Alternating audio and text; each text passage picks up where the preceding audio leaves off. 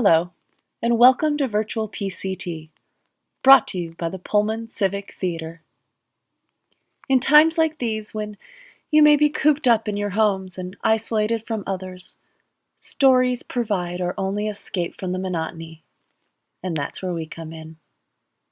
We start our story. The 1950s. A large field with a single tree.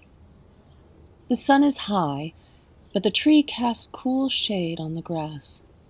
A light breeze floats through the branches as Mary approaches the tree and sits beneath it, dropping a heavy book bag next to her. She straightens her skirt nervously as she waits. On the horizon, she sees Lynn hurrying to meet her, and she gets visibly excited, though tries to downplay it. Lynn plops down next to her as soon as she gets to the tree, skidding just enough to leave a small grass stain on her jeans. Sorry, I had to wait for my dad to leave. That's all right. Mary opens her bag and starts pulling out books. Lynn immediately starts picking them up and looking at them. I have a lot today. When do they have to be back? Well, not for 2 weeks. Are we going to be able to get through them all in that time? Well, I can get some of them extended if we don't get through them all. Good. There is a tension in the small distance between them. Have your parents caught on to what you've been reading? No, they're just happy I have a demure hobby. Demure. What a word. I don't think I could even pretend to be demure around my dad. I'm sure he'd be less frustrated with me if I could. I like that you're tough. I like that you're Lynn thinks for a moment. I like that you're smart. Mary blushes and looks at her hands in her lap. I'm not that smart.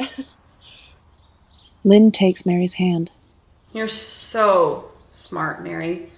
They both notice their hands, and Lynn pulls away quickly.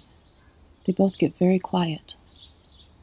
I think you're really swell. I think you're really swell, too. I like sharing books with you. There's a long, tense pause. Lynn scoots closer to Mary and gently kisses her on the lips. Mary seems happy for a moment, then jumps up.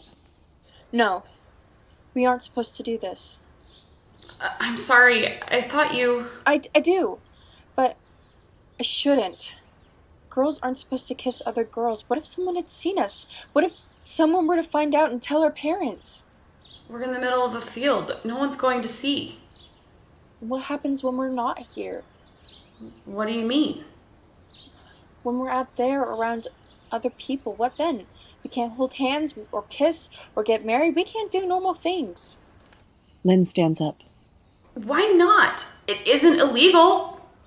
Well, maybe not, but it still isn't right. What is right? Cooking and cleaning and waiting for a man to settle down with, even if you feel nothing for him? Wearing stupid dresses?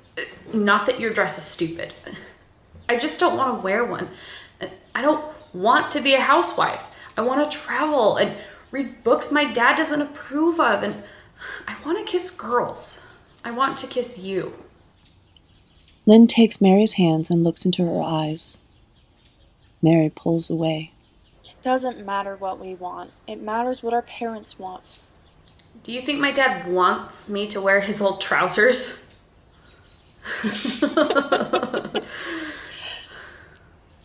I'm just scared. I know. I am too. But maybe somewhere out there is a place with other people like us.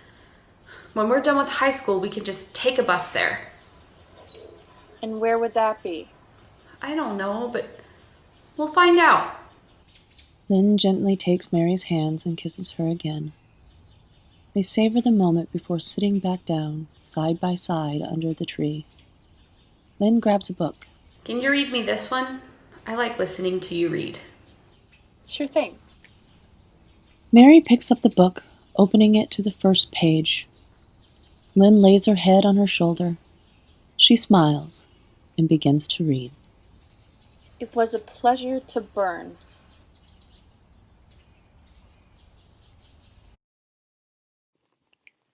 The story you just heard was Book Club by Sam Updahl, featuring KRISTIN Lincoln as the narrator,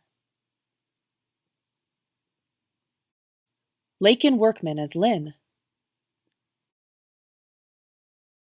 and Lauren Welch as Mary. I hope we were able to give you an interesting escape from your daily life. If you enjoyed this, please consider donating to PCT at www.pullmancivictheater.org.